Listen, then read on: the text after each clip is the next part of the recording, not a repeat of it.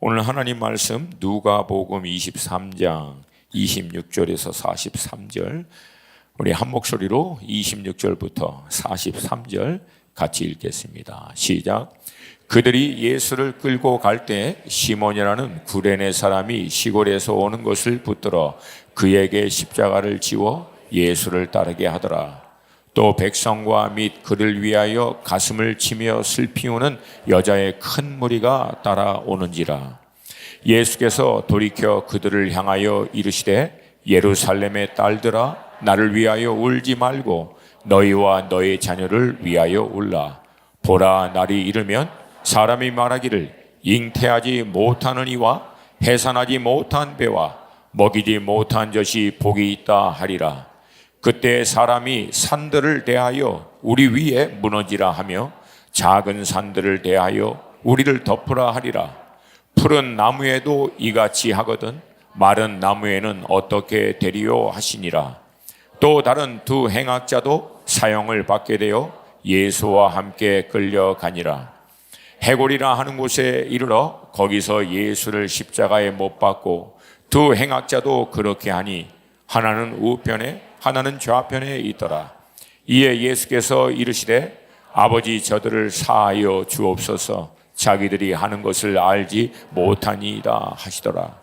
그들이 그의 옷을 나눠 제비 뽑을새 백성은 서서 구경하는데 관리들은 비웃어 이르되 저가 남을 구원하였으니 만일 하나님의 택하신 자 그리스도시면 자신도 구원할지어다 하고 군인들도 희롱하면서 나와 심포도를 주며 이르되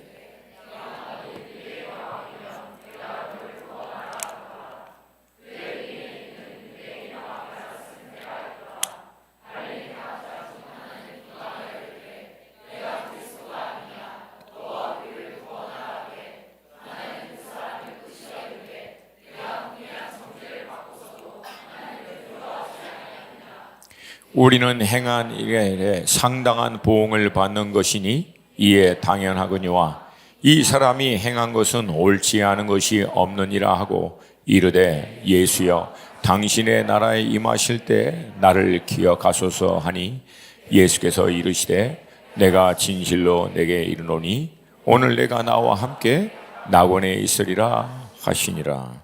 아멘. 오래전 제가 이제 미국에서 경영학 공부를 하는 시간에 이제 4학년이 되면 케이스 스터디라고 하는 것을 합니다.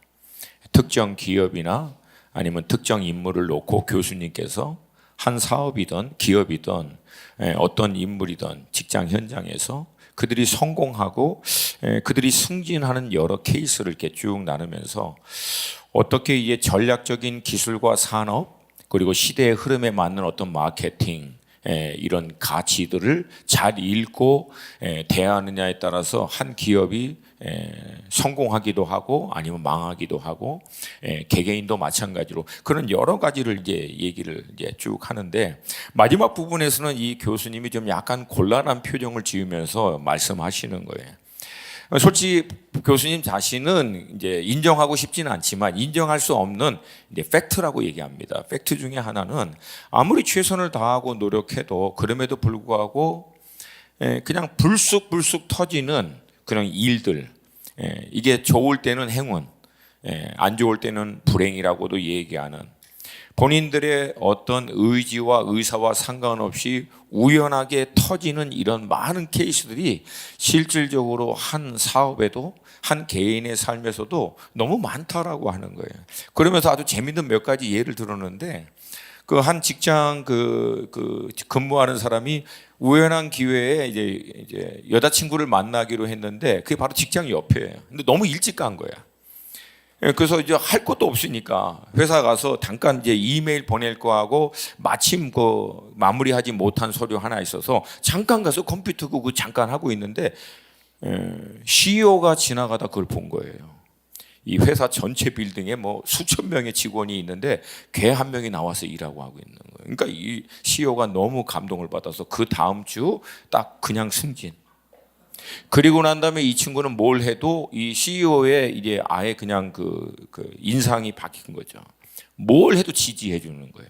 물론 이제 열심히 했죠. 최선을 다하고 뭐 실력도 나름대로 있지만 나중에 이분이 결국은요 그 회사 CEO까지 됩니다.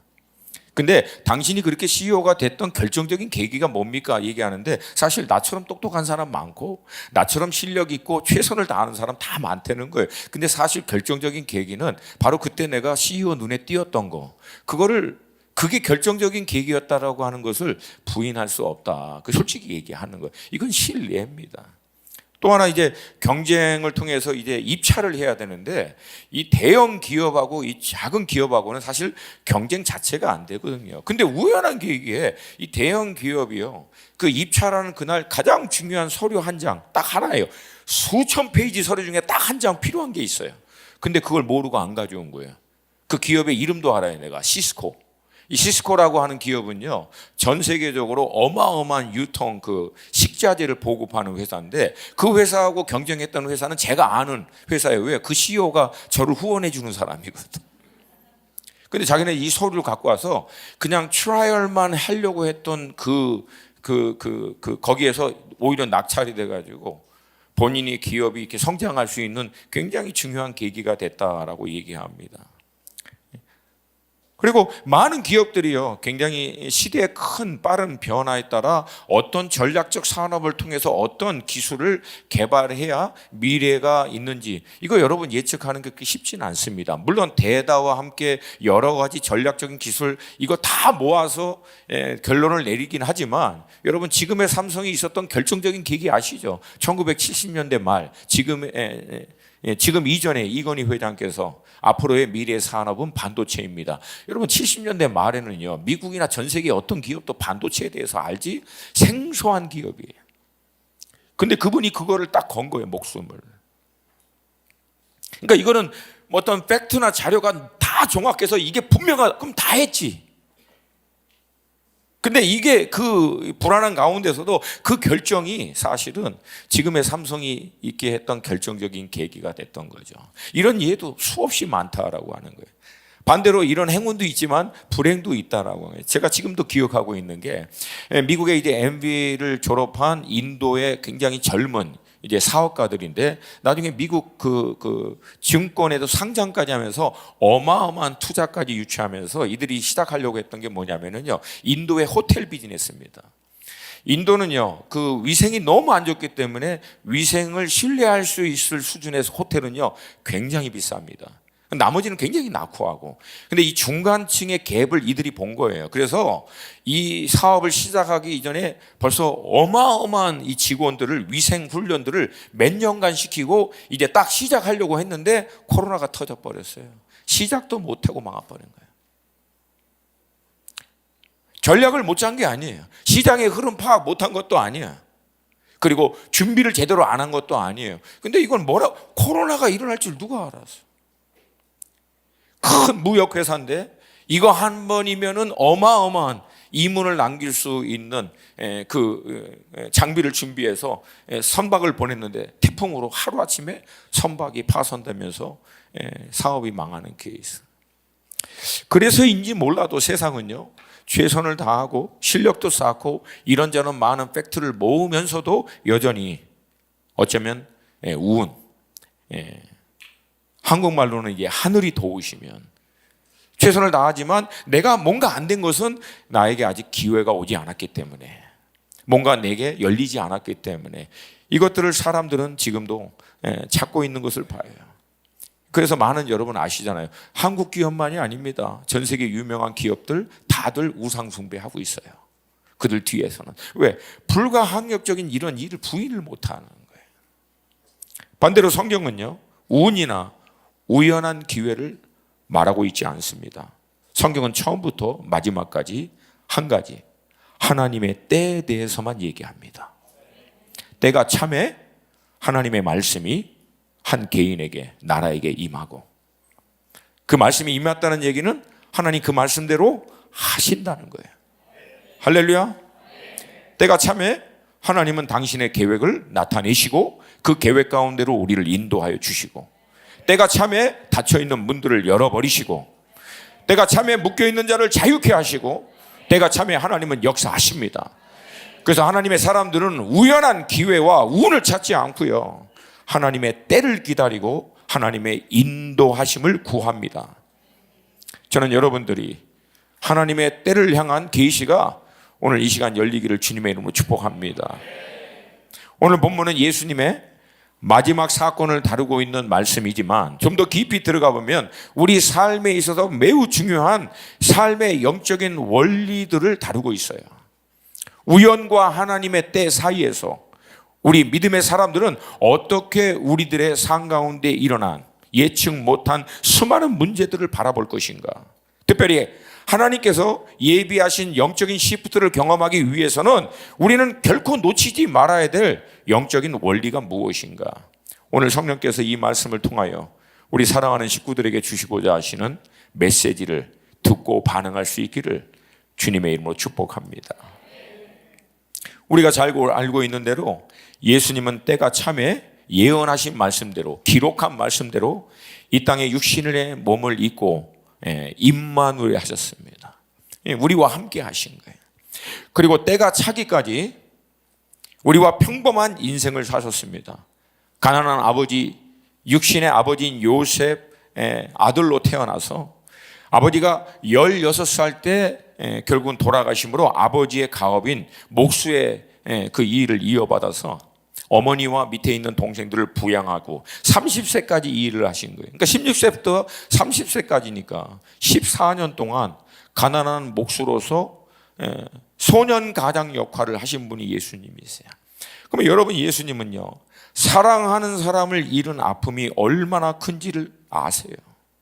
먹고 사는 문제가 얼마나 치열하고 힘들고 어려운지를 아세요. 왜? 그 모든 것을 다 통과했기 때문에. 우리가 예수님이 목수라고 하니까 그 흔히 막 그 나무 자르고 대패질하고 목질하고 하는 거 생각하고 있는데, 여러분 역사적인 팩트를 보면은 전혀 그렇지 않아요. 왜? 이스라엘에는 그런 나무가 없어요. 성전이나 아니면 뭐 부잣집에 이제 집을 지을 때 레바논에서 백향목을 수입해서 그들은 할 수 있겠지만 일반 평민은 그런 나무로 집을 지을 엄두를 내지 못합니다. 대부분의 집의 주 재료는 돌이에요. 그러니까 목수는 뭐 하는 사람이냐면 바위 쪽에서 집을 쌓을 수 있는 벽돌과 같이 만들어내는 일들을 하루 왼종일 때 앞에서 하던 분이에요. 그러니까 여러분, 예수님의 모습은 우리가 알고 있는 대로 얼굴이 하얗고 뭐 머리 길고 손가락이 막 가늘고 막 전혀 안 그래요. 근육질에 구릿빛에 막 태양빛에 14년을 뒹굴었으니까 완전히 상남자 스타일. 할렐루야.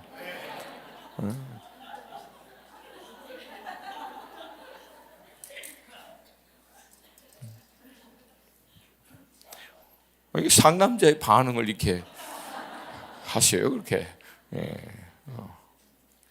그리고 이제 때가 차자 침례 요한에게 침례를 통해서 성령을 받으시고 본격적인 사역에 들어가시는데, 예수님의 사역 세 가지죠. 하나님 나라 복음 전하시고, 병든 자 치유하시고, 귀신 들린 자 묶여있는 자 자유케 하시고. 그러나 가장 많은 시간과 에너지와 열정은 12명의 제자를 세우는 데 쏟아부으신 거예요. 여러분, 신앙에 있어서 정말 핵심은 결국 내가 예수 제자 되고 제자 세우는 거예요. 할렐루야. 할렐루야. 나도 예수 따라가고 나처럼 예수를 따라갈 수 있는 사람을 세우는 것이 여러분 본질인 줄로 믿습니다. 저희들은 이제 사역의 영역에서, 비즈니스 하시는 분은 비즈니스 영역에서, 그리고 직장을 다니시는 분은 직장의 영역에서, 가정주부는 그 가정주부의 삶의 영역에서 여러분 그 자리에서 동일하게 예수를 믿고 따르는 제자를 세우는 것이 본질인 줄로 믿습니다. 그리고 예언하신 말씀대로 마지막에는 이방인의 손에 넘겨져 우리 모든 인류의 죄를 위하여 십자가를 지고 골고다 언덕으로 향하셨습니다. 주님은 정확하게요, 기록된 말씀대로 하나님의 때를 쫓아 일을 행하셨습니다. 오늘 본문도 기록된 말씀대로 하나님의 때가 찾아 예수님은 십자가를 지고 골고다를 향하고 있는 그런 말씀이고, 그 가운데 등장하는 6부류의 사람들에 대해서 기록하고 있습니다. 첫 번째, 구레네 시몬. 두 번째, 예수님을 슬피 울며 따라가고 있는 여인의 큰 무리들.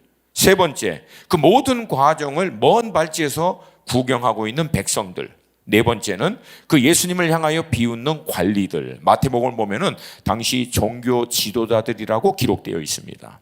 마지막 다섯 번째는 그 예수님을 책찍질하고 십자가에 못 박은 로마 군인들, 당시에 있는 권력들이라고 얘기할 수 있고요. 마지막 여섯 번째, 예수님과 함께 좌우에 달린 행악자들입니다.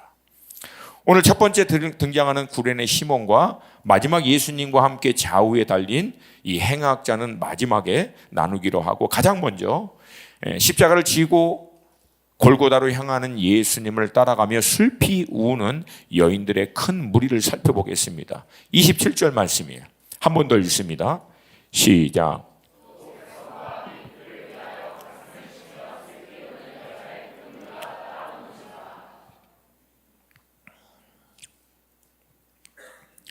예수님을 따라가며 가슴을 치며 우는 이 여인들이요, 그냥 한두 명이 아니었던 것 같아요. 큰 무리를 지어 따라가는 것 같아요. 제가 이런 장면을 볼 때마다 부인할 수 없는 한 가지는, 그래도 여자들이 의리가 있는 것 같아요. 여자들은 다 튀었어. 여자들이 따라가고 있어요. 여자분들 대단하십니다. 진짜로 하는 말이에요. 진짜로. 사실 대한민국 교회도 여자들의 눈물이 이 나라 이 교회를 세운 거예요. 여자 갑자기 아멘을 알잖아요. 고 목사님 계세요. 우리 시어머니 때문에 흐흐흐, 우리 아들 때문에 흐흐, 이게 다 대한민국 교회 살린 거라고. 할렐루야. 그래서 사랑하는 여자 여러분, 갑자기 이제 비상한 각오로, 여러분의 부르심은 특별히 기도에 있어요. 기도하세요. 제가 오랫동안 기도 훈련을 했지만 사내들은요, 이게 참 쉽지 않습니다. 그냥 막 이렇게 제가 표현을 안 할게요. 근데 자매님들은 자리 딱 잡고 기도해서 끝까지 들어갈 수 있는 분들은 많은 경우 자매님들이더라고요. 여러분들 그렇게 할 수 있기를 축복합니다. 그렇게 울며 예수님을 따라가는 여인들을 향해서 예수님이 갑자기 뒤돌아 보시면서 다음과 같이 말씀하십니다. 28절 함께 읽습니다. 시작. 예수께서 돌이켜 그들을 향하여 이르시되 예루살렘의 딸들아, 나를 위하여 울지 말고 너희와 너희 자녀를 위하여 울라. 그리고 이어서 예수님이 왜 그들에게 자신들과 자녀들을 위해서 울라고 말씀하셨는지에 대한 설명이 그 다음에 나와요. 29절부터 31절 같이 읽습니다. 시작. 보라, 날이 이르면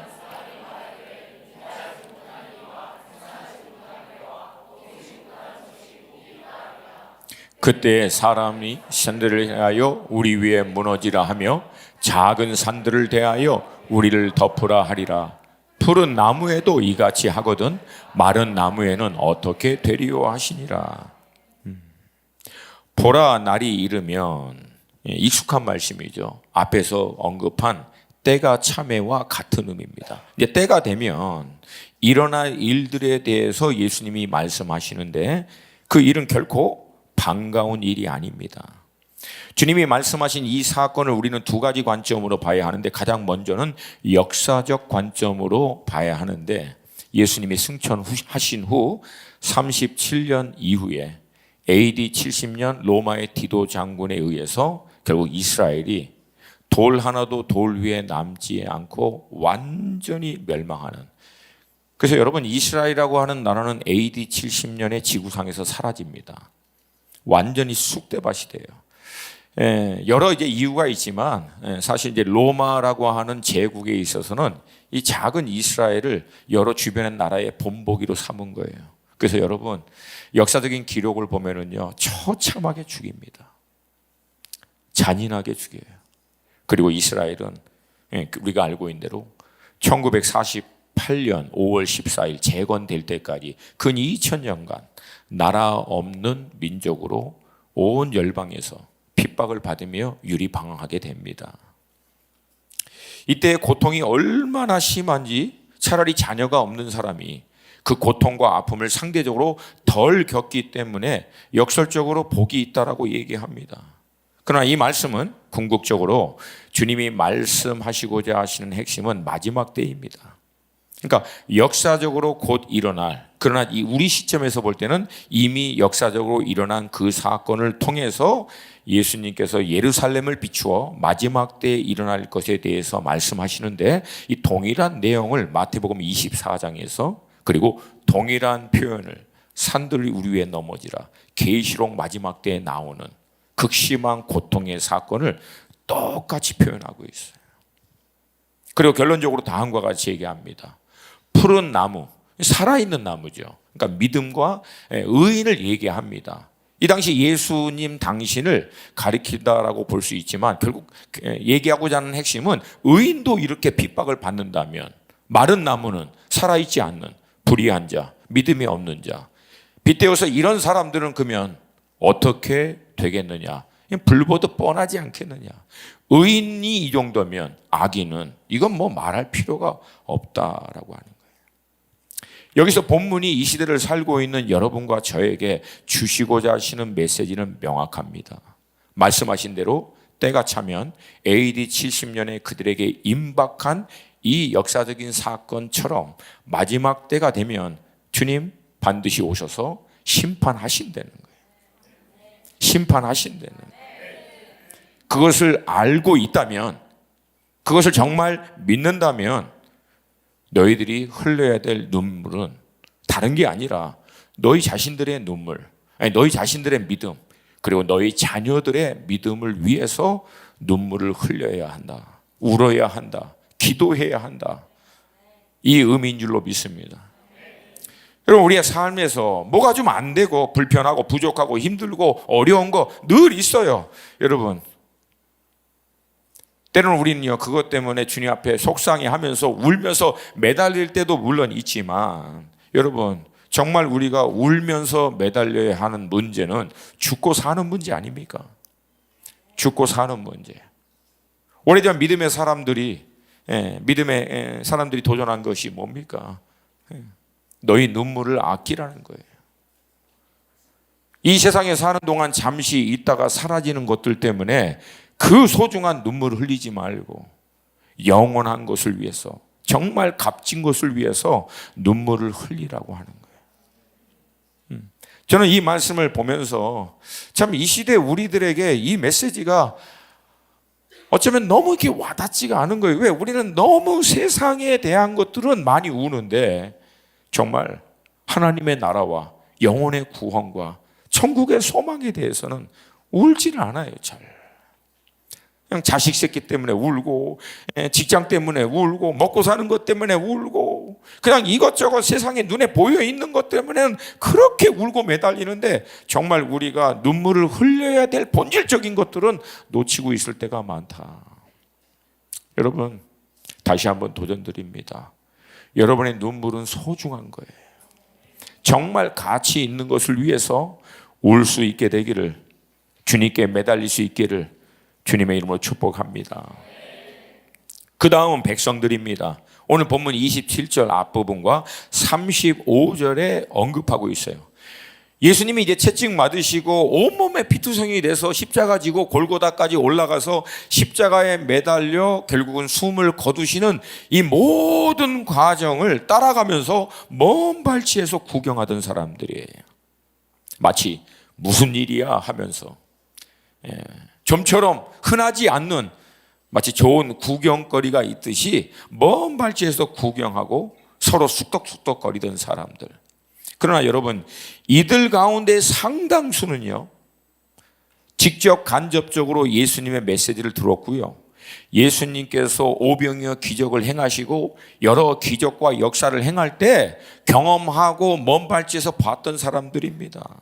대부분의 사람들은요, 어느 정도 경험했던 사람들이에요. 근데 결정적인 순간에는 이들이 취한 자세는 먼 거리에서 결국 구경하는 구경꾼으로 끝나는 거예요.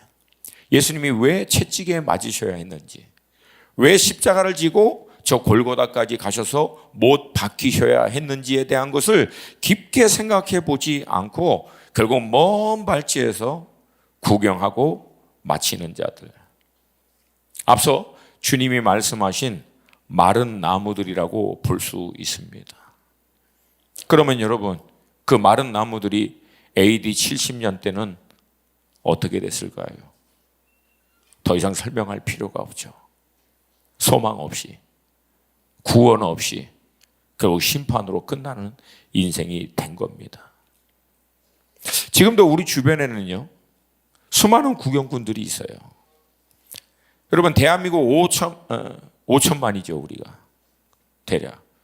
여러분, 대한민국에 있는 사람 치고 교회 모르는 사람이 누가 있습니까? 예수 이름 안 들어본 사람이 누가 있어요? 그리고 교회에서 전도 행사라고 해서 직접 간접적으로 하는 일들을 통해서 교회 문 앞까지 들어온 사람들이 수도 없이 많습니다. 교회에서 해준 잔치국수라도 한 그릇 먹어본 사람도 얼마나 많은지 몰라요. 그리고 교회에서 하는 봉사를 통하여 직접 간접적으로 경험하고, 부족하지만 교회 성도들을 통해서, 때로는 목사님의 그런 교회 행사를 통해서 예수의 복음을 들어본 사람들은 수도 없이 많습니다. 근데 거기까지예요. 근데 더 안타까운 사실은 교회 안에 들어왔음에도 불구하고 여전히 구경꾼으로 머무는 성도들이 있다는 거예요. 진리를 살아내는 자들의 얘기를 간접적으로 듣고 예수 그리스도의 복음의 능력을 경험한 사람들의 삶을 먼 발치와 가까운 발치에서 간접적으로 체험하는 데에서 늘 멈추는 사람들. 저는 우리 사랑하는 수원하나 식구들은 진리를 구경하는 자가 아니라 진리를 살아내는 자들이 되기를 축복합니다. 여러분, 진리를 먼 발치에서 바라보는 사람들이 얼마나 많은지 몰라요. 구경꾼에 지나는 사람들. 여러분, 이 시대에 가장 안타까운 것이 이거 아닙니까? 진리를 살아내고자 하는 용기가 없는 자들. 여러분, 진리를 살아내는 방법은 간단합니다. 진리를 향해서 발을 내딛는 거예요. 머리로 계산하지 마시고 진리를 향해서 발을 내딛으세요. 그것이 진리를 살아낼 수 있는 시작입니다. 어느 누구도 모든 게 완전히 보장되고 확실하고 명확해서 이래서 내가 할 수 있다라고 해서 진리를 살아낸 사람은 아무도 없습니다. 왜? 진리는 살아낼 때 실제가 되기 때문에 그래요. 예수는 살아낼 때 내 삶에서 실체가 되기 때문에, 예수는 그 말씀을 믿고 의지하고 쫓을 때 실체가 되기 때문에, 그래서 믿음이 필요한 거예요. 여러분, 예수가 길이고 진리고 생명임을 믿으십니까? 그럼 발을 내디디세요. 여러분, 각자의 믿음의 분량만큼. 근데 그 작은 믿음이 결국 쌓여서 우리에게 큰 믿음으로 나아갈 수 있도록 만들어 줄 줄로 믿습니다. 믿음으로 선포하겠습니다. 진리를 구경하는 자가 아니라 살아나는 자가 되자. 아멘입니까? 우리 좌우에 계신 지체들에게 진리를 구경하는 자가 아니라 살아내는 자가 되자. 그 다음에는 십자가에 달리신 주님을 향하여 비웃던 관리들입니다. 그리고 예수님을 십자가에 못 박고 희롱하던 군인들. 자, 이 관리들이 누군지를 마태복음 24장 41절 같이 한번 보겠습니다. 같이 읽습니다. 시작. 그와 같이 대제사장들도 서기관들과 장로들과 함께 희롱하여 이르되. 그러니까 당시 종교 지도자들입니다. 예수님을 이방인 통치자에게 넘겨주었던 자들이에요. 백성들을 하나님께로 인도하는 직책을 맡은 그들이 자신들을 구원하기 위하여 이 땅에 육신의 몸으로 임마누엘 하신 메시아를 오히려 이방인들 보고 죽이라고 내줘버린 거예요. 그러면서 그 메시아를 향해서 조롱하고 비웃으면서 다음과 같이 얘기합니다. 저가 남을 구원하였으니 만일 하나님의 택하신 자 그리스도이면 자신도 구원할지어다. 그러니까 비아냥거린 거죠. 네가 하나님의 아들 메시아가 맞다면 다른 사람만 구원하지 말고 너도 한번 구원해봐. 예수가 길이고 진리고 생명인 것을, 하나님께 나아갈 수 있는 유일한 길인 것을 부인하는 자들이에요. 예수님 당시만 아니라 여러분과 제가 살고 있는 이 시대에도 이런 부류의 종교 지도자들이 있다는 것이 너무나 안타까워요. 스스로 목사라고 얘기하고 영적인 지도자라고 얘기하고 있으면서 그런 타이틀을 갖고 있으면서도 예수 그리스도의 유일성을 부인하는 자들, 경건의 모양 가지고 있고 진리가 무엇이며 하나님이 누구며 성경이 어떤 거다라고 하는 것에 대해서 말은 많은데 그들이 갖고 있는 그 많은 학식과 지식, 이 논리로 결국은 시대의 유행을 쫓아서 예수 그리스도의 유일성을 결국은 부인하는 자들. 근데 최근에 있었던 사건을 듣고 제가 너무 기가 막혀서, 채플 시간에 교목이라고 하시는 분이 말씀을 증거하는데 그 말씀 자체도 학생들이 너무 힘들대요. 근데 이분이 말씀을 끝나고 마지막에 기도할 때, 여러분 우리 마지막에 기도할 때 어떻게 마칩니까? 예수님의 이름으로 기도합니다. 어려워요? 근데 이분이 말씀 끝나고 나서 그냥 아멘, 기도하고 나서 그냥 아멘 한 거예요. 참다 못해서 학생들이, 특별히 이제 MK 배경의 믿음이 좀 신실한 이 청년들이요, 채플 마지막에 그분이 또 그렇게 해버리니까 일어나가지고 예수님의 이름으로 기도합니다. 예수님의 이름으로 기도합니다. 이걸 몇 번 선포해버린 거예요. 여러분, 천하 인간에게 구원받을 다른 이름이 있어요, 없어요? 예수 외에는 구원이 있습니까, 없습니까? 예수 외에는 하나님께 나아갈 수 있는 길이 있어요, 없어요? 여러분, 예수 그리스도의 유일성을 우리가 주장할 수밖에 없는 이유는 첫 번째, 성경이 천하 인간에게 구원받을 다른 이름을 준 적이 없다고요, 예수 외에는. 두 번째, 여러분과 저의 죄의 삭슬 예수 그리스도께서 십자가 위에 대신 지불하여 주셨기 때문에 그분만이 유일한 구원의 길인 줄로 믿습니다. 그분만이 죄와 사망의 권세를 깨뜨리고 부활하셨기 때문에 그분만이 영생이신 줄로 믿습니다. 천하 인간 어느 누구도 인간의 죄를 위하여 자기 생명을 죄에 삭신 사망의 값을 생명으로 대신 지불해 주신 어느 누구가 없어요. 오직 예수뿐이에요. 그리고 죄와 사망의 권세를 깨뜨리고 부활하신 분도 예수 그리스도만이 유일하시기 때문에 우리는 예수 그리스도를 믿고 구원받는 줄로 믿습니다. 그리고 하나님은 그걸 정하신 거예요. 누구든지 하나님의 나라에 들어오려면 예수 그리스도 비자 받고 들어오라는 거예요. 하나님의 나라 들어갈 수 있는 다른 비자가 있다, 없다? 하나님 나라 들어가는 비자는 유일하게 누구다?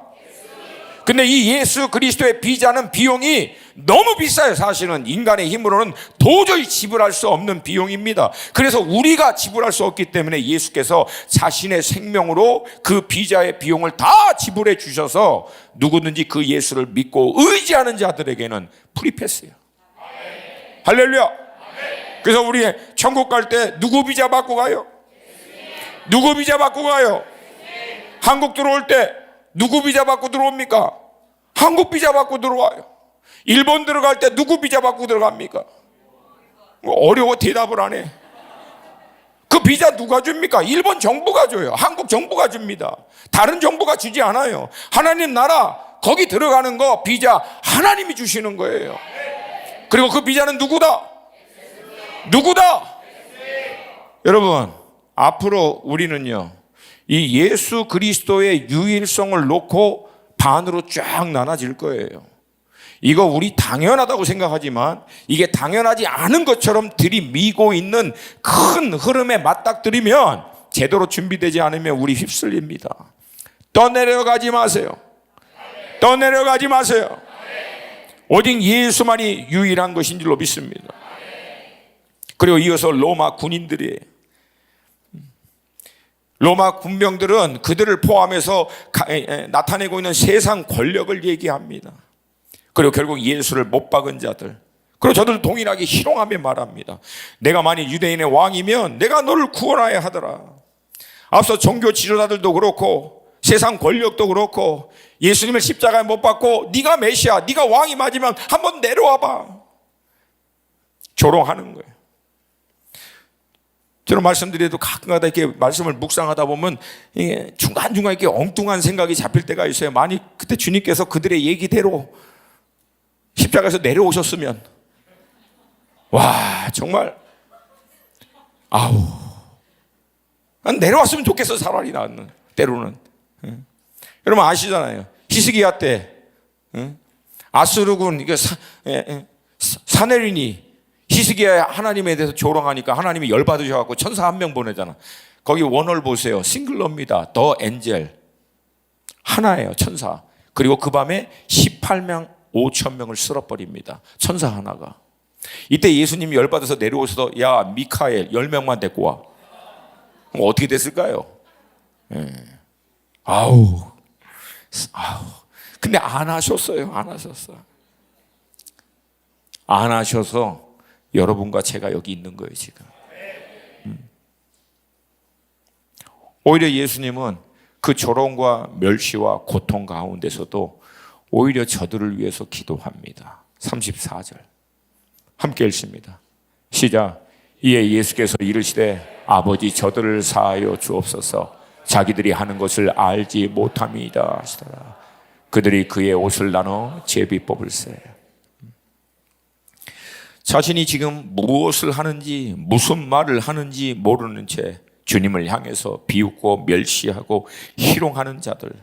여러분 그런 자들은 우리가 살고 있는 이 시대에도 여전히 존재합니다. 마치 예수 그리스도의 유일성, 이 성경의 진리를 그대로 믿고 주장하면 마치 시대에 뒤떨어진 지식과 소견이 매우 편협하고 좁고 독선적인 자들로 치부합니다.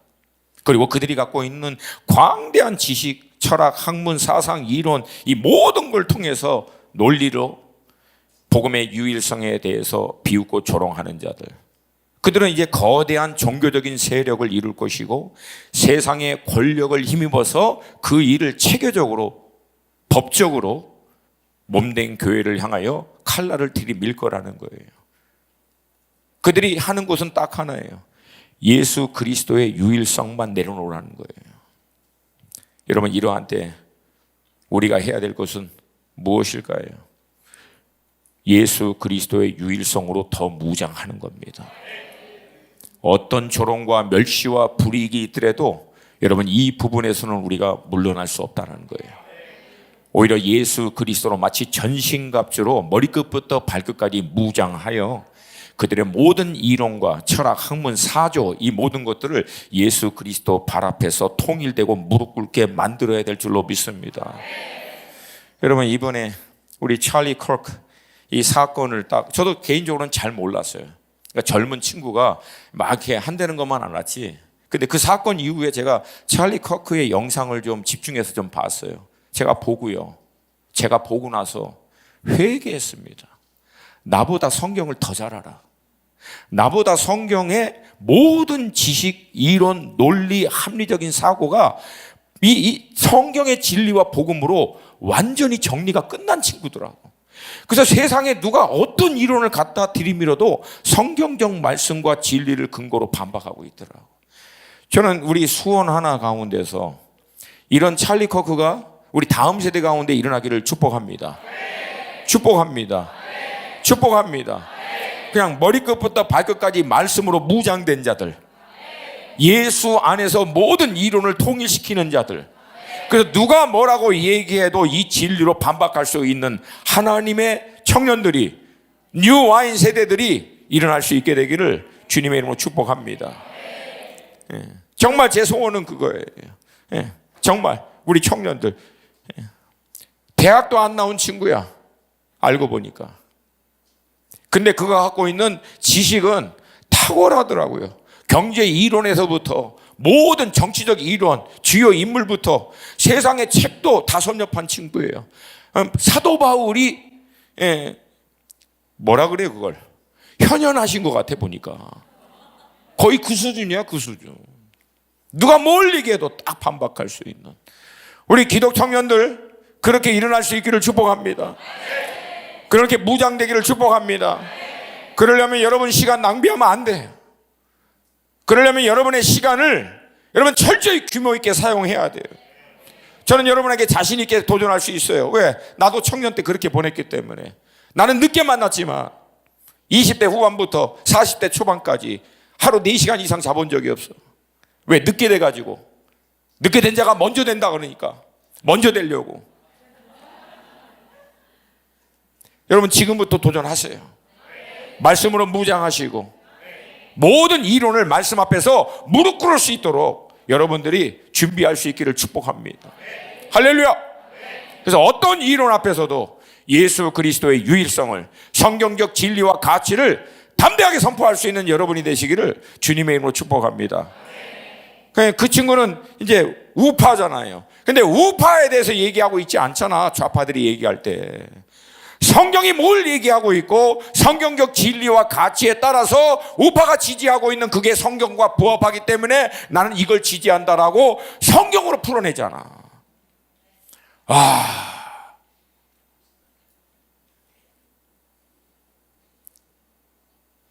주여, 그런 청년들이 일어나게 되기를 축복합니다. 우리 아비와 어미 세대들은요, 우리 자녀들이 그렇게 될 수 있도록 기도하셔야 돼요. 눈물을 흘리셔야 돼요. 아멘입니까? 여러분들이 눈물을 흘리면 얘네들은 그렇게 준비될 줄로 믿습니다. 아멘, 아멘, 아멘.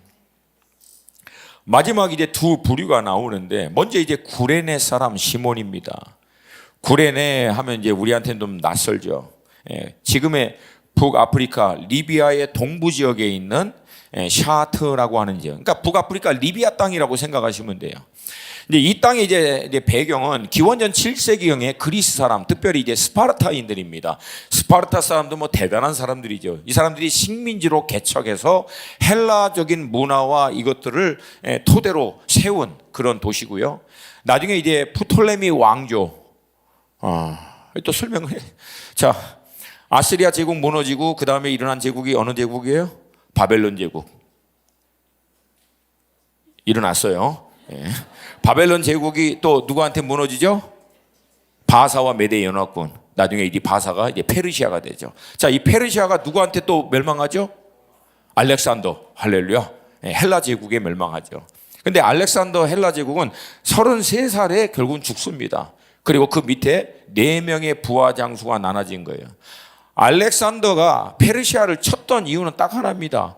헬라적인 문화, 사상, 언어, 이론, 이것을 온 세계에 전파하는 게 비전이었어요. 근데 이유는 딱 하나야. 스승이 누구였어요? 헬라 사상을 집대성하고 정리한 아리스토텔레스입니다. 그 스승은 플라톤, 그리고 그 스승은 소크라테스. 그러니까 결국은 지금의 모든 학문과 이론과 사상, 철학은 이 줄기에서 나온 거예요.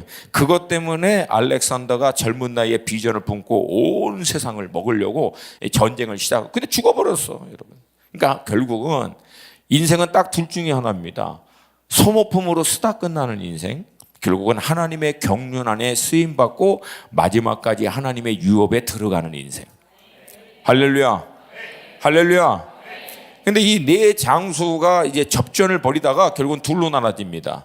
북방 아시리아 제국을 중심으로 한 셀루키스 왕족, 남방 애굽을 중심으로 한 프톨레미 왕족, 그리고 그 중간에 막 이스라엘은 껴갖고 늘 얻어맞고 있는데, 그 프톨레미 왕조가 잠시 흥왕하던 그때 그 프톨레미 왕조 안에 있었던 많은 유대인들이 바로 이 구레네 지역으로 이주해서 이스라엘 공동체를 형성하게 됩니다. 그리고 예수님 당시에는 로마의 식민지가 되어 있었어요.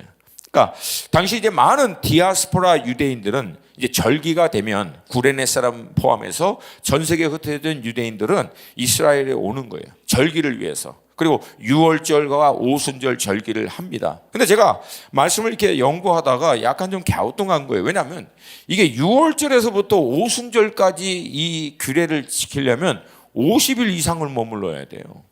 여러분 50일 이상을 생업을 멈추고 오는 거는 이건 불가능하잖아요, 사실은. 그래서 제가 좀 이게 컨펌을 좀 확인을 해야 돼 갖고 제가 그래서 할 수 없이 챗 GPT한테 물어봤어요. 2000년 전 예수님 당시에 디아스포라 유대인들이 절기에 따라 예루살렘을 방문하는데 보통 방문하면 얼마나 머무니 하고 물어봤어요. 그랬더니 너무 좋은 질문이에요 하고 이게 설명을 딱 해두라고요. 근데 성경에서 기록하고 있는 대로 50일 이상을 머문 거예요. 왜냐하면 이게 평생에 한두 번 가보는 예루살렘 방문이기 때문에 생업이나 이걸 통해서 돈을 어마어마하게 또 모아서 가는 거예요. 그래서 이왕에 간 김에 첫 번째 6월절에서부터 오순절. 6월절의 배경은 우리 지금 출애굽기 하고 있으니까 너무 잘 알고 있고, 오순절 배경은 이 오순절을 유대인들은 모세가 하나님께로부터 율법을 받은 날로 기념하는 거예요. 그리고 그날 율법을 받은 그날 성령이 임해버리는 거예요. 말씀과 기도. 할렐루야. 아멘입니까?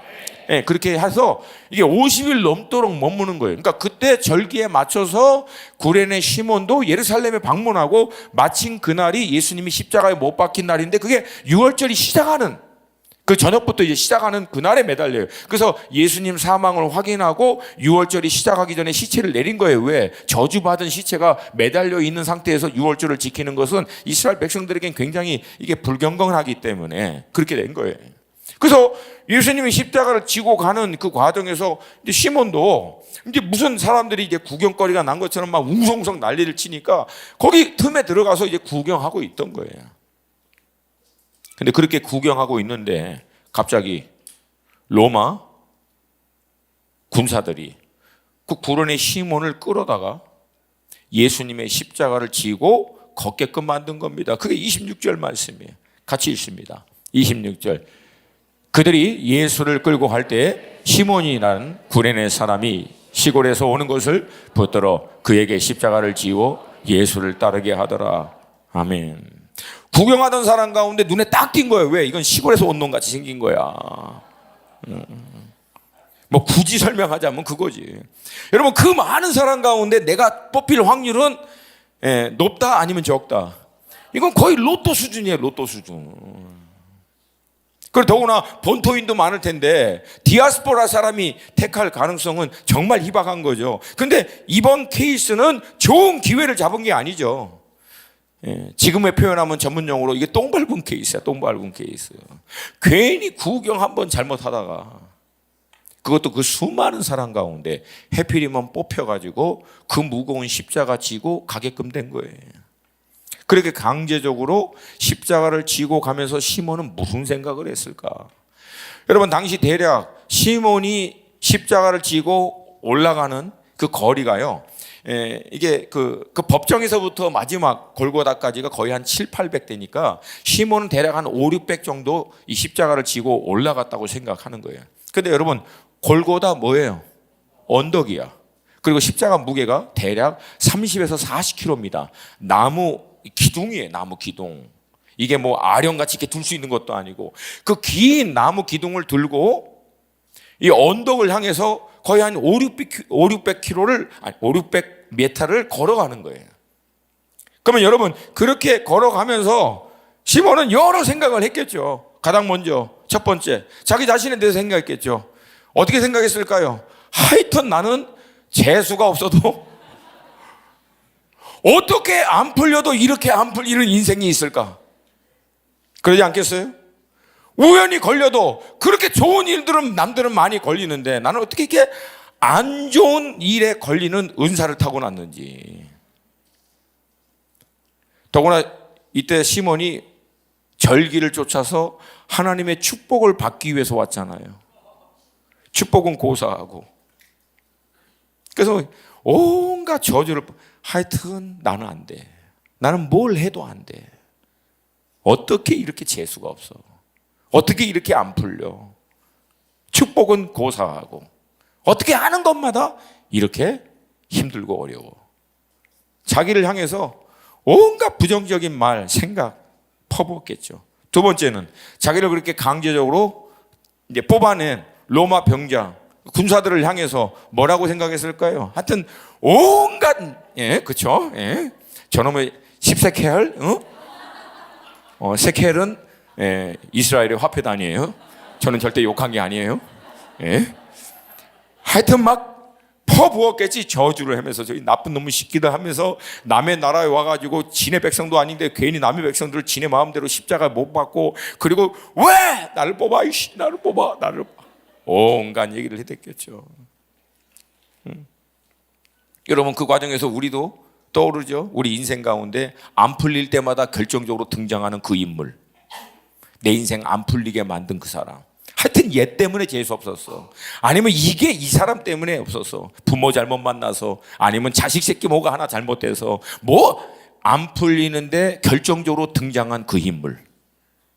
그냥 쏟아붓는 거죠. 그때 내가 콩깍지만 안 꼈으면.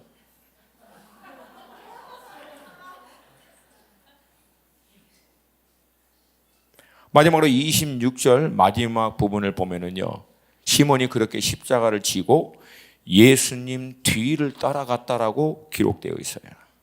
자, 그러면 자기 앞에 누가 있는 거예요? 예수님의 뭐가 보이는 거예요? 등이 보여요. 그 등은 어떤 등이에요? 채찍으로 갈기갈기 찢겨서 피가 흥건히 흘러내리고 있는. 그러니까 십자가 지고 따라가면서 뭘 밟고 갔을까요? 예수님 등 보면서 피 밟으면서 간 거겠죠. 여러분, 그렇게 예수님을 따라서 골고다까지 가면서 시몬은 무슨 생각을 했을까? 첫 번째, 도대체 저 사람은 무슨 죄를 져서 나무에 달린 자마다 저주받은 자라고 했는데 이런 저주를 받을까? 도대체 어떤 죄를 졌지? 근데 자기가 들어보니까 스스로가 유대인의 왕이라고 얘기했다라고 하는 것을 들은 거예요. 그럼 속으로 그러겠지. 왜 저 사람은 그런 쓸데없는 얘기를 해서 저렇게 비참하게. 그리고 또 한편으로는, 아니 무슨 왕이 저렇게 힘이 없어? 무슨 왕이 저래? 왕이면 힘이 있고 능력이 있어야지. 그렇게 따라가고 골고다에서 십자가를 넘겨주고 그 예수가 십자가에 못 박혀 비참하게 매달리고 죽는 것까지 다 보고 아마 시몬 베드로는 집으로 돌아왔을 거예요. 돌아오는 길에 그가 할 수 있었던 생각은 둘 중에 하나겠죠. 첫 번째, 불필요하게 운이 없이 비참하게 죽는 사람에 연루돼서 불행하게 또 고생한 하루.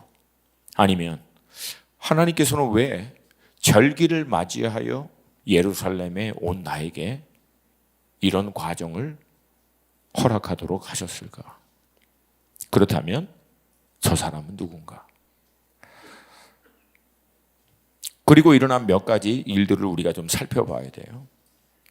특별히 이제 구레네 출신의 유대인에 대한 성경의 기록을 보겠습니다. 사도행전 2장 오순절 마가의 다락방에 성령이 임할 때 구레네 출신의 유대인들이 그 자리에 있다라고 성경은 기록하고 있어요. 그리고 스데반 집사의 순교 후에 많은 유대인 그리스도인들, 예수를 믿는 유대인들이 흩어지면서 안디옥에 이르렀을 때 안디옥에서는 비로소 첫 번째로 유대인 그리스도인들이 이방인에게도 복음을 전했는데 그 유대인 그리스도인들은 구레네 출신입니다. 그러니까 구레네 출신들은 좀 특별했다라고 볼 수 있는 거죠. 그 전까지는 없었어요. 처음이었어요. 그래서 안디옥 교회가 우리가 알고 있는 대로 인터내셔널 교회가 되고 5명의 리더 가운데 3명이 이방인인 거예요. 그러니까 처음으로 구레네 사람들은 어떤 경로인지는 몰라도 그 일을 시작한 겁니다. 그리고 이어서 구레네 시몬의 배경에 대해서 성경이 몇 가지 단서를 제공해 줍니다. 마가복음 15장 21절을 보면 마침 알렉산더와 루포의 아버지인 구레네 사람 시몬. 그러니까 시몬에겐 두 아들이 있어요. 알렉산더와 루포. 근데 로마서 16장 13절에 보면은 주 안에서 택하심을 입은 루포와 그의 어머니. 그리고 많은 성경학자들은 말씀과 유대 기록을 통해서 내린 결론적으로 바로 여기서 얘기하는 루포와 그의 어머니는 구레네 시몬의 아들과 아내를 언급하는 것으로 보고 있고요. 결론적으로 초대 교부들과 전승을 따르면 십자가 사건 이후 결국 오순절 마가의 다락방에 성령이 임할 때 구레네 시몬이 복음을 믿고 거듭난 것으로 보고 있어요. 그리고 난 다음에 자기의 출신인 북아프리카에 가서 복음 증거를 위해서 어마어마하게 헌신하고 그들 가운데 안디옥까지 구레네 출신의 유대인들이 이방인에게도 복음을 증거하는 특심을 나타낸 것으로 보고 있고요. 로마서 16장에 더 이상 시몬의 얘기가 아니라 루포와 그의 어머니, 아내의 얘기만 기록한 것을 보면 이미 알렉산더와 시레네 구모는 복음을 증거하다가 순교한 것으로 추정하고 있습니다. 자, 그렇다면 질문은 시몬이 억지로 주님의 십자가를 지고 간 것은 우연인가요? 아니면 재수 없는? 아니면 그의 인생을 향한 하나님의 때였을까요? 인간적인 관점에서 볼 때는 재수가 없이 십자가를 지고 간 케이스로 충분히 볼 수 있어요. 근데 하나님의 큰 경륜 안에서 본다면 이때는 시몬을 향한 하나님의 때로서 그는 믿고 따르는 자들이 어떻게 주님을 따라야 하는지를 실내로 친히 십자가를 지고 주님을 따라감으로써 보여줬던 유일하고 최초의 인물이라고 할 수 있습니다. 마태복음 16장 24절 함께 읽습니다. 시작. 이에 예수께서 제자들에게 이르시되 누구든지 나를 따라오려거든 자기를 부인하고 자기 십자가를 지고 나를 따를 것이니라. 아멘. 여러분, 오순절 마가의 다락방의 성령의 사건을 통해서 베드로의 복음의 증거를 통해서 구레네 시몬이 비로소 그 예수가 메시아인 것을 믿고 깨달았을 때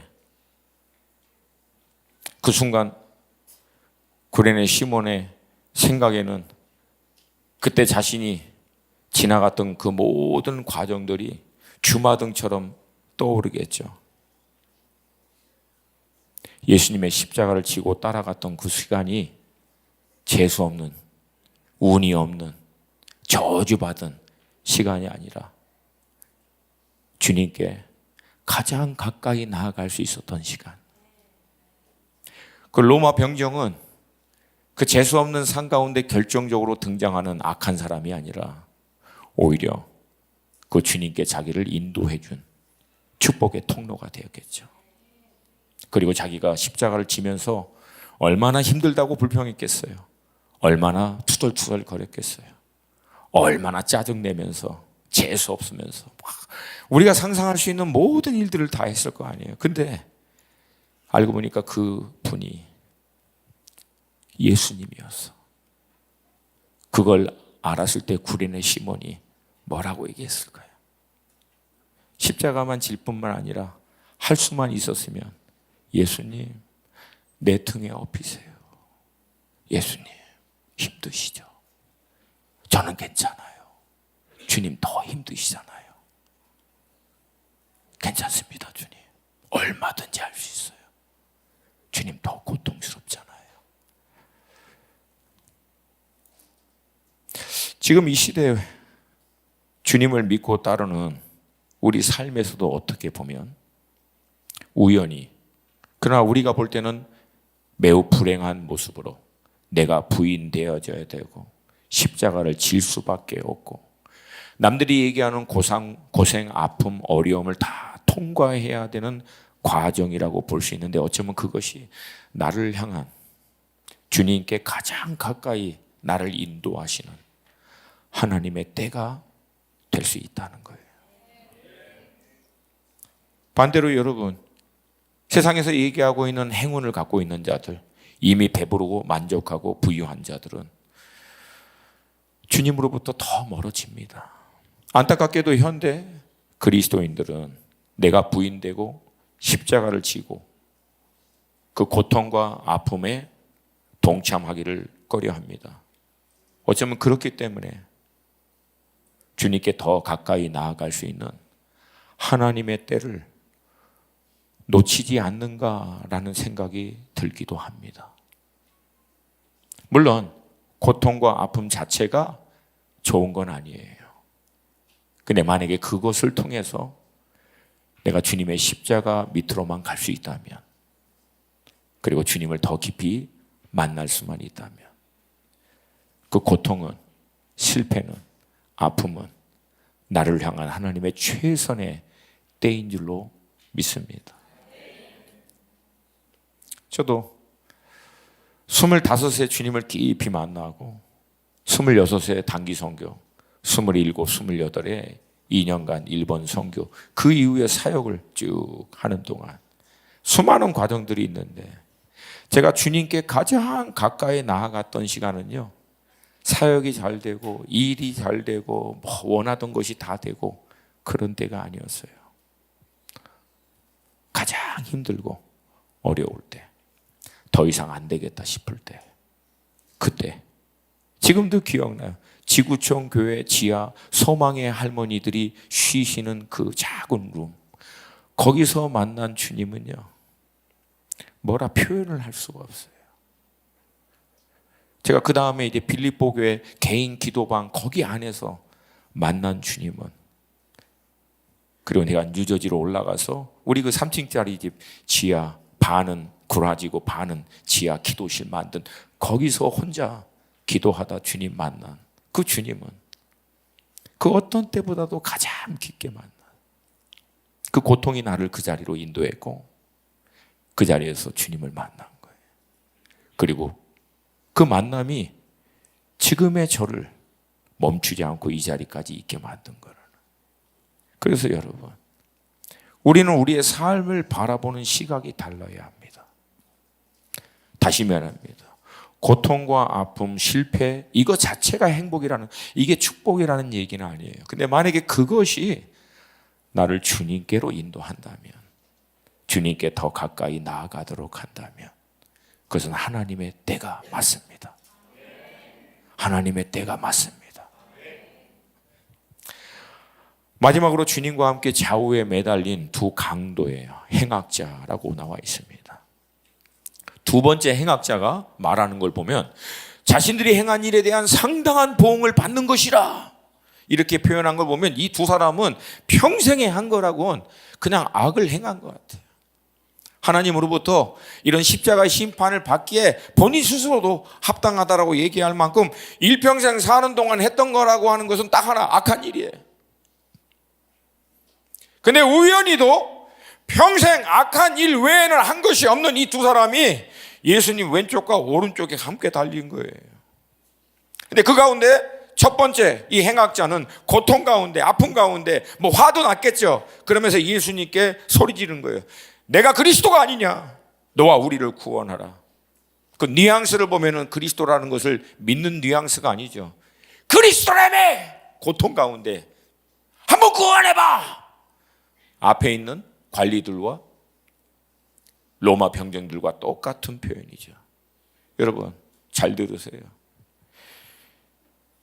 이 행악자는 그 순간 그의 인생에 있어서 마지막 하나님의 때를 놓쳐버립니다. 이 사람의 불행은요, 평생을 죄악과 악한 일로 행한 것이 불행이 아니에요. 여러분, 그럼에도 불구하고 하나님이 이 사람에게 은혜 받고 구원받을 수 있는 기회를 줘요, 안 줘요? 주시잖아요. 예수님 바로 옆에. 근데 마지막에 날려버리는 거예요. 그 말로. 똑같이 두 번째 사람은 다음과 같이 고백합니다. 40절에서 42절 같이 읽습니다. 시작. 하나는 그 사람을 꾸짖어 이르되 내가 동일한 정죄를 받고서도 하나님을 두려워하지 아니하느냐.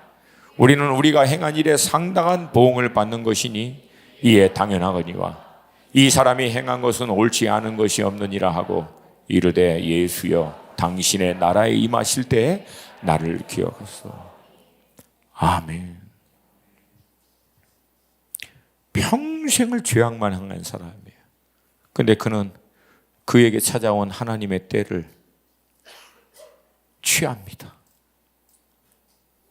하나님을 두려워함을 고백하고 자신이 죄를 행한 죄인임을 고백하고 그리고 주님에게 나를 기억하여 주시옵소서 긍휼을 구합니다.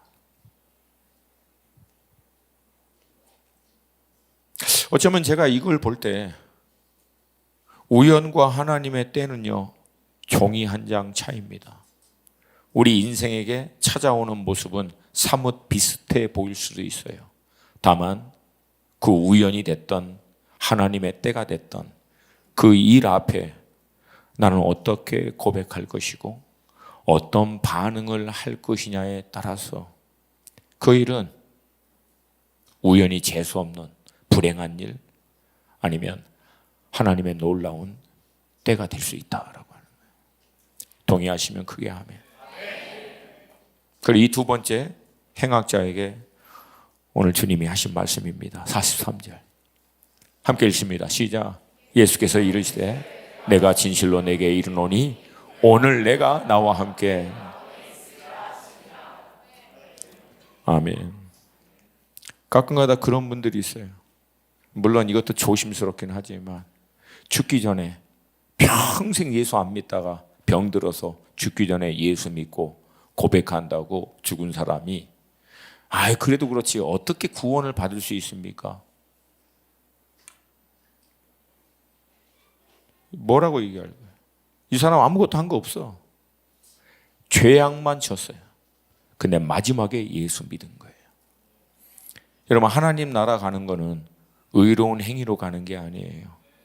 예수 비자 받으면 갈 수 있어요. 다른 어떤 조건 없습니다. 근데 또 멍청한 사람은 그러면 나도 평생 내 마음대로 살다가 마지막 죽기 직전에 예수 믿고 천국 가겠습니다. 전능자야. 언제 죽을 줄 알아 네가. 조심하라고. 그 똑똑한 말에 허점이 있어요. 한 번 죽는 것은 사람에게 정했지만 우리가 언제 죽을지 안다 모른다 몰라요. 마지막이 불현듯 찾아와요. 그리고 예수의 가치와 그 은혜를 정말 경험하면 내가 원대로 살다가 마지막 구원받는 게 축복받았을까요? 아니면 그 예수를 하루라도 빨리 만나서 그 주님의 은혜 안에서 동행하며 사는 게 축복일까요? 네, 어쨌든 두 번째, 그렇죠? 그런 여러분 되시기를 축복합니다. 오늘 저는 여러분과 예수님이 마지막에 십자가를 지고 골고다를 향하여 못 박히기까지 등장하는 많은 인물들에 대해서 나누었습니다. 근데 제가 나누고자 하는 또 오늘 본문이 우리에게 주시고자 하시는 메시지는 저는 명확하다라고 믿습니다. 우연이라는 것은 없다는 거예요. 모든 것이 하나님의 섭리 안에 있는 우리에게 찾아온 하나님의 때인 줄로 믿습니다. 믿습니다. 그리고 그 하나님의 때의 원리는 나를 부인하고 십자가를 지고 어쩌면 많은 사람들이 거부하는 아픔, 어려움, 고통으로 다가올 때가 많다는 거예요. 대가 지불을 해야 하는 모습으로 다가올 때가 많다는 거예요. 그러나 그 하나님의 때는 우리를 그 어떤 것과도 바꿀 수 없는 주님께로 가까이 인도하는 줄로 믿습니다.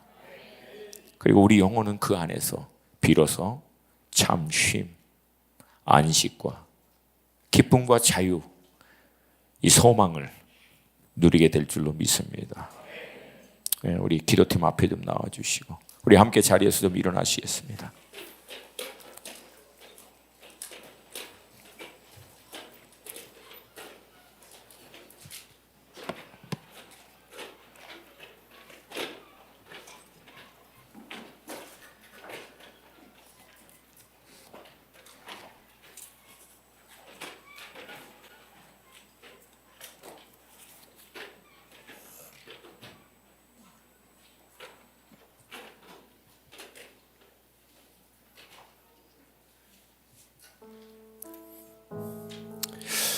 최근 저희 교회는 지금 계속해서 치유를 위해서 기도하는 시간을 갖습니다. 세상적으로 볼 때는 질병은 불행입니다. 우리의 불가항력적으로 어느 날 도적과 같이 우리 가운데 닥쳐온 위기일 수 있어요. 근데 어쩌면 이 질병은 우리 인생을 향한 하나님의 때일 수도 있다라고 하는 것입니다. 어려운 사업, 깨어진 관계, 재정의 문제, 자녀의 어려움, 진로와 내 평생 수고하고 열심히 했던 그 일을 어처구니 없는 실수로 다 끝난 것처럼 이젠 더 이상 안 되겠구나. 이젠 더 이상 어떤 소망도 어떤 바램도 할 수 없는 마지막,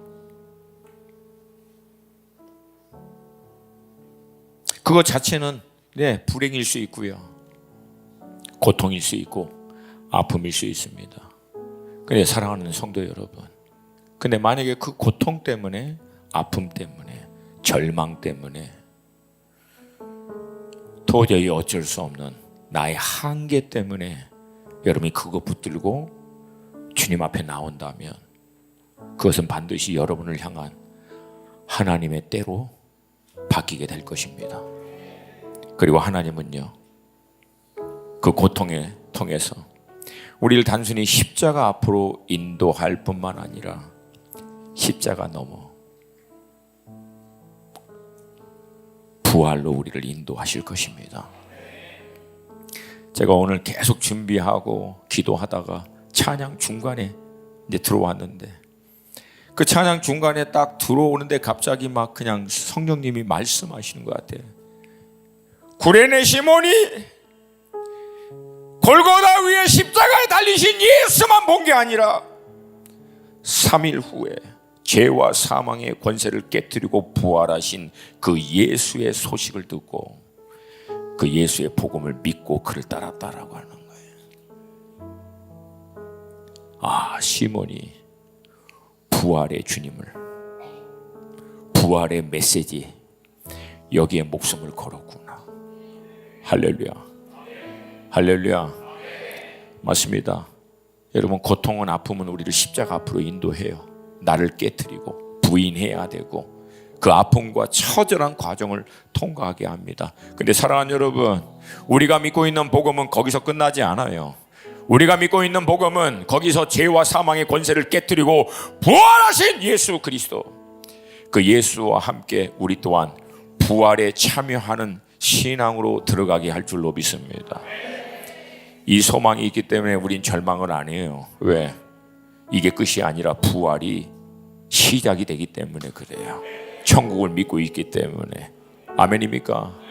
아멘입니까? 여러분, 부활하신 주님 지금 살아 계세요, 안 계세요? 지금 역사하세요, 안 하세요? 새 일을 행하세요, 안 하세요? 다스리고 통치하십니다. 지금도 역사하십니다. 지금도 놀라운 일을 행하십니다. 지금도 새 일을 행하십니다. 나라와 민족만이 아니라 여러분 개개인과 저의 삶에서도 여전히 우리 주님 살아계시고 여전히 새로운 일을 행하시고 여전히 놀라운 일을 행하십니다. 그 주님 앞에 나아가세요. 우리 지금 그 주님 앞에 나아가야 할 때입니다. 더 이상 세상의 모든 부정적인 메시지 이런 거 다 뒤로 하고 십자가를 통해서 부활하신 주님 앞으로 나아갈 수 있게 되기를 주님의 이름으로 도전드립니다. 할렐루야. 여러분, 우리가 예수 믿고 따르는 이유는 딱 하나예요. 부활 때문에 믿는 거예요. 영원한 생명 때문에 믿는 거예요. 천국의 소망이 있기 때문에 믿는 거예요. 주님은 이거를 죄와 사망의 권세를 깨뜨리고 증명해 주셨기 때문에 유일한 구주와 주인이 되신 줄로 믿습니다. 이 시간 우리 두 손 들고 기도할 때 성령님, 우리 가운데 부활의 계시를 부어 주시옵소서. 부활의 계시를 부어 주시옵소서. 살아계신 주님을 향한 거룩한 갈망이, 소망이, 기쁨이 우리 안에 새롭게 회복되게 하여 주시옵소서. 십자가 위에 처절하게 죽으신 예수만을 믿는 것이 아니라 죄와 사망의 권세를 깨뜨리고 부활하셔서 지금도 다스리시고 통치하시고 살아계신 주님을 믿음을 믿습니다. 그 주님을 향한 거룩한 계시가 우리 가운데 회복되게 하여 주셔서 우리 안에 믿음의 소망들이 일어나게 하여 주시옵시고 담대함이 일어나게 하여 주시옵소서. 우리 주님의 이름 세 번 부르고 기도합니다. 주여, 주여, 주여.